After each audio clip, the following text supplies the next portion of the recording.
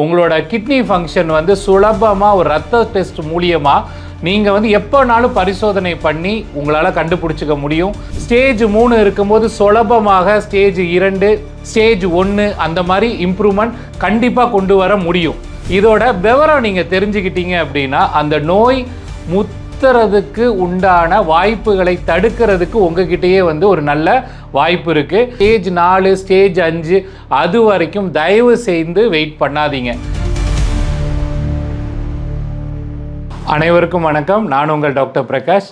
இன்றைய ஆரோக்கிய விழிப்புணர்வு பகுதியில் கிட்னி ஃபெயிலியர் அப்படின்ற ஒரு வார்த்தை உங்களை எந்த அளவுக்கு பயமுறுத்திக்கிட்டு இருக்குது அப்படின்னா இந்த வீடியோவை நீங்கள் கண்டிப்பாக பாருங்கள். ஒரு கிட்னி வந்து ஃபெயிலியர் ஆகுது, ஸ்டேஜ் 2 ஸ்டேஜ் 3 ஸ்டேஜ் 4 அப்படின்னு சொல்லிட்டு நிறைய விதமான ஸ்டேஜ் பற்றி உங்ககிட்ட சொல்கிறாங்க. இல்லை இஜிஎஃப்ஆர் அப்படின்றத பற்றி சொல்கிறாங்க, கிரியாட்டினின் அப்படின்னு சொல்கிறாங்க. அப்படின்னா இதோட விவரம் நீங்கள் தெரிஞ்சுக்கிட்டீங்க அப்படின்னா அந்த நோய் முத்துறதுக்கு உண்டான வாய்ப்புகளை தடுக்கிறதுக்கு உங்ககிட்டயே வந்து ஒரு நல்ல வாய்ப்பு இருக்குது. நீங்கள் என்ன செய்யணும் அப்படின்னா ஸ்டேஜ் 4 ஸ்டேஜ் 5 அது வரைக்கும் தயவு செய்து வெயிட் பண்ணாதீங்க. உங்களோட கிட்னி ஃபங்க்ஷன் வந்து சுலபமாக ஒரு ரத்த டெஸ்ட் மூலியமாக நீங்கள் வந்து எப்போனாலும் பரிசோதனை பண்ணி உங்களால் கண்டுபிடிச்சிக்க முடியும்.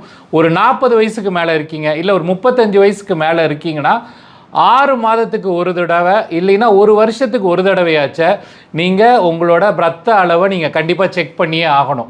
ஸ்டேஜ் 3 இருக்கும்போதே உங்களோட இனிப்பு நீரை நம்ம கண்ட்ரோலாக வச்சுக்கிட்டு, உங்களோட ரத்த கொதிப்பை கண்ட்ரோலாக வச்சுக்கிட்டு, ரத்த ஓட்டத்தை சீராக வச்சோம்னா உங்களோட கிட்னி ஃபங்க்ஷன் மோசமாகாமல் ஆரம்ப கட்டத்திலே ஸ்டேஜ் 3 இருக்கிறவங்க இதை கவனமாக நீங்கள் கேட்கணும்.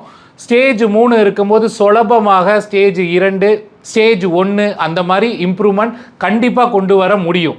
அதனால் ஸ்டேஜ் 3 நீங்கள் இருக்கும்போதே கண்டிப்பாக நீங்கள் கவனத்தில் இருந்தீங்க, ஒரு சுதாரிப்போடு இருந்து அந்த நோயை முத்தாமல் நம்ம குணப்படுத்தணும் அப்படின்னு நீங்கள் நினச்சிங்கன்னா ஸ்டேஜ் 4 ஸ்டேஜ் 5 அந்த மாதிரி போய் டயாலிசிஸ் அப்படின்ற ஒரு இடத்துக்கு நீங்கள் போகாமல் கண்டிப்பாக உங்களால் அதை செய்ய முடியும்.